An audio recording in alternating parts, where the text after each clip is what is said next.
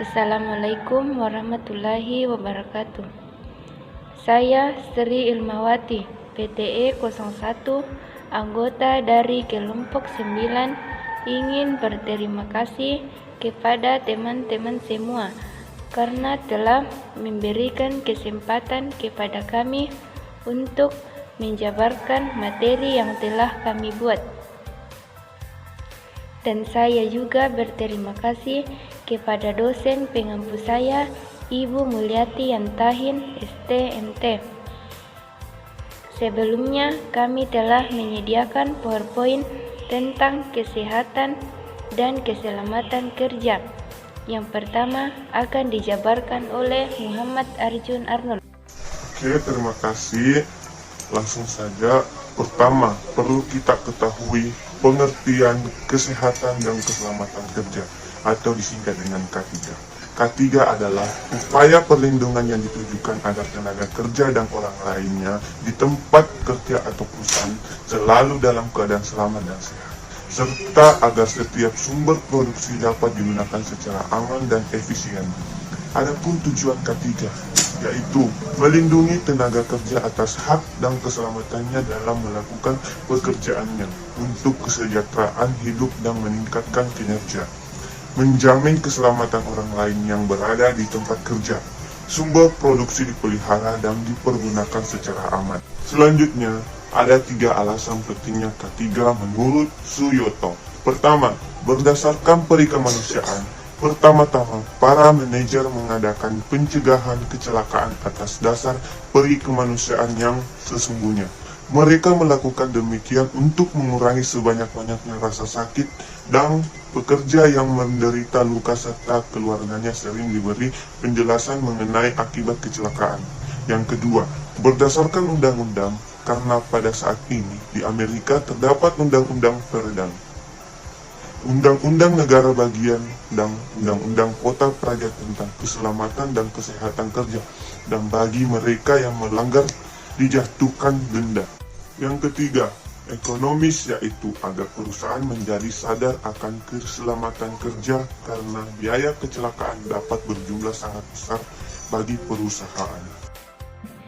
Contoh kasus kecelakaan kerja. Kasus yang pertama, tergilas mesin tenun.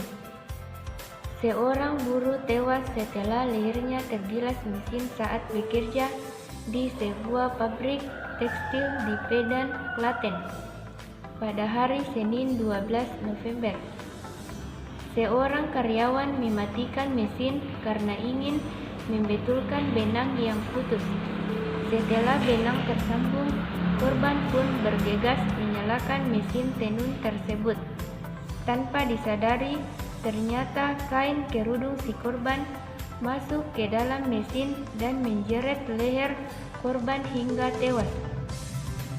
Kasus 2, kesentrum arus listrik. 2 orang pekerja bangunan tewas kesentrum saat sedang bekerja memindahkan batu bata di bangunan lantai 2 di Purwokerto Timur pada hari Kamis 17 Maret pagi, dikarenakan kelalaian dari pekerja yang tidak mengetahui letak kabel listrik. Letak kabel listrik PLN yang tidak strategis, posisi kawat rendah, sehingga kepala korban langsung mengenai kawat listrik tersebut. Analisis kasus 1 dan 2. 1. Tidak memberi alat-alat pelindung diri pada para pekerja.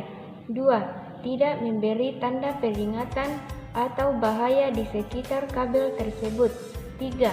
Banyaknya pekerja tersebut tidak terdaftar dalam asuransi atau BPJS.